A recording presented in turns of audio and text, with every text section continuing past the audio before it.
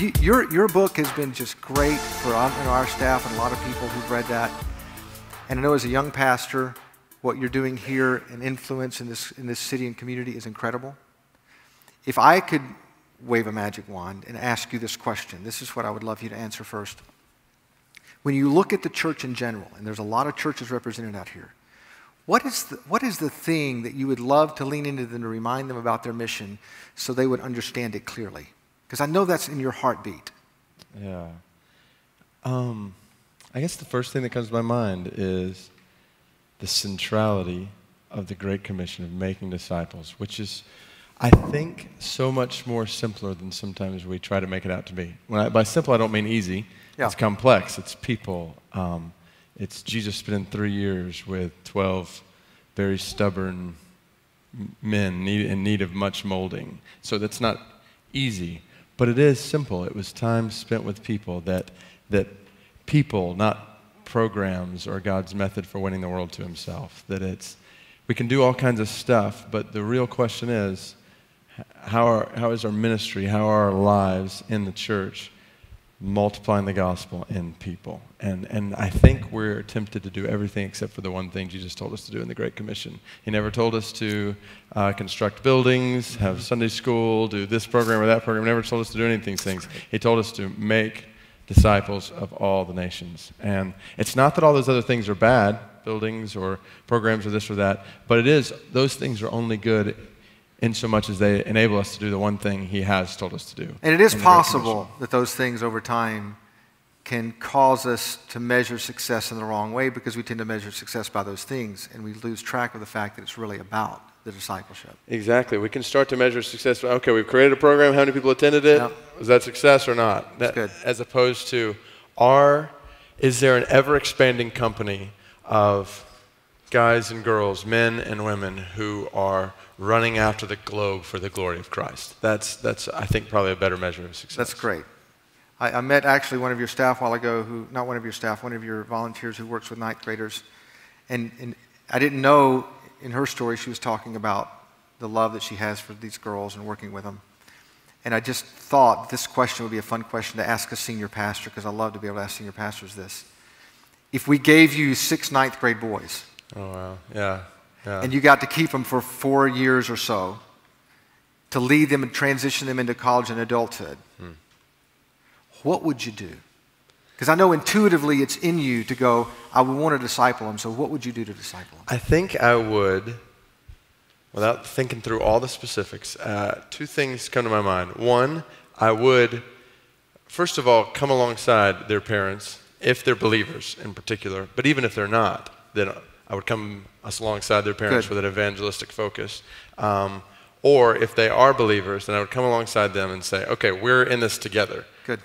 So I'm not going to presume that I'm going to do something over those next 4 years that is going to have as much lasting benefit as if we were, and especially I'm helping platform them. So I'm going to do that.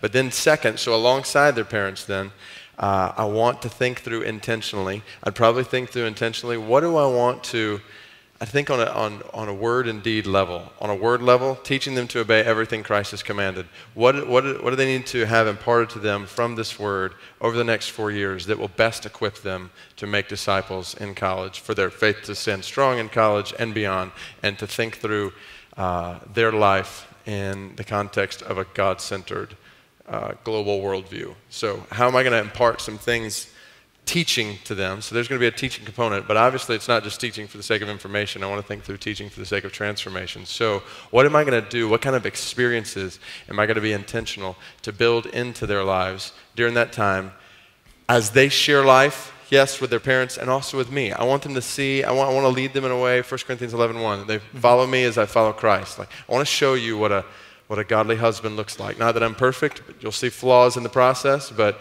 and I want to show you what a godly man looks like as best as I possibly can. And I want to build in experiences where they have the opportunity to see that in me, where we have the opportunity to serve together. I would probably try to progressively think through what are some ways I can kind of stretch them. I'm a big believer in short-term mission and just taking people into other contexts. I think when I take a group overseas for a week or two, I feel like I can do more in that week or two, and that that little concentrated amount of time than sometimes I can do in 6 months or a year. Why is that? Because I believe that's true. Yeah. Why is that? I think it's because when we are in other contexts that are unfamiliar to us, and particularly really needy contexts, spiritually or physically, I think our worldview is just being shattered.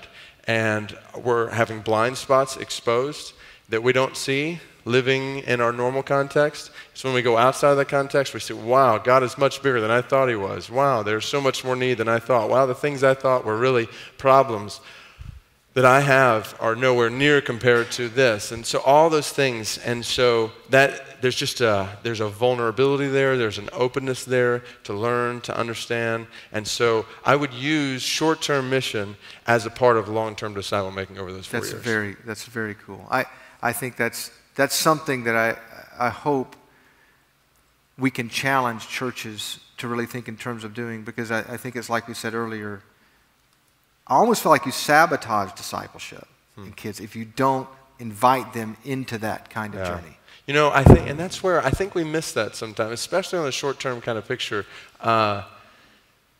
Short-term mission, those kind of experiences, whether it's in Atlanta and Clarkston, working with unreached people groups there, or in India, hopefully that will have benefit in Atlanta or India. I mean, that's the goal. We want to serve. We don't want to be a detriment to the field.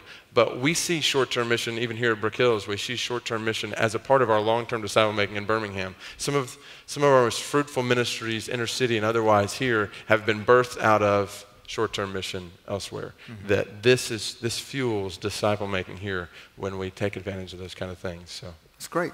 Well, here's another question. Okay. This is kind of a question I'm asking all of these folks to share with us, as well as some other leaders around the country.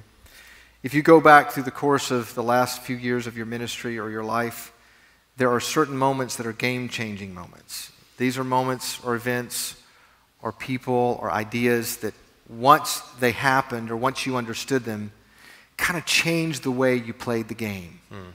Yeah. If you go back in your life and you picked one or two of those game-changing moments, what would they be? Oh, that's good. There's a lot of good game changers. You can do more than one. Well, okay, all right.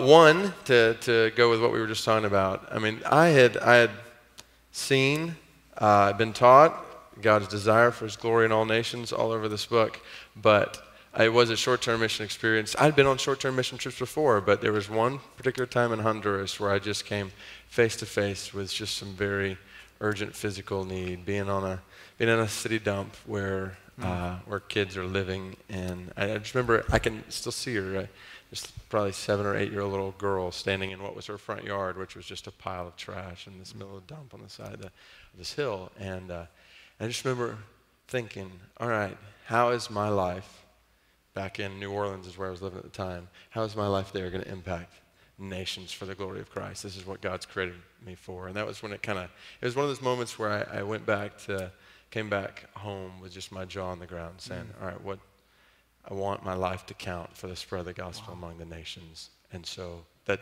changes the way I pray, and I'm going to give, and I'm going to go. So that was a big game changer. There was also another moment when I was sitting in a worship service, and a guest speaker was there, and he was pretty popular in our area. This was a little while ago, and he gets up, and he'd forgotten his Bible, which was a problem when a preacher forgets a Bible. But so he'd forgotten his Bible, and he began to talk about how he had prayed about what to share with us that night. And he said he did all these different activities to try to think through what God would want to say to us. He said, I went on walks, I went to the coffee shop and did this or that. And he told funny stories, had everybody laughing the whole time. And then about 30 minutes later, he got to the end and he said, but I just couldn't think of anything. Wow. And so he said, I guess that just means that God doesn't have anything to say to us tonight. And so I'm sitting there with my Bible in my lap. I brought my Bible. So I got my Bible in my lap, and I'm just thinking, bro, you got 66 books here that are the Word of God. Just open it up anywhere, Leviticus for all I care, and read it, and you got a word from God for us tonight. And I just remember sitting there thinking, Wow. My authority, I mean, save yourself the walk and the cost of the mocha. Like, your authority is not based on your experiences or what you can come up or what you can innovate. Like, our authority is based in His Word that's been revealed. That's and great. that's a defining moment that I look back on because it was a key reminder to me. When I think about pastoring in this church, I have nothing to bring to this church apart from this Word.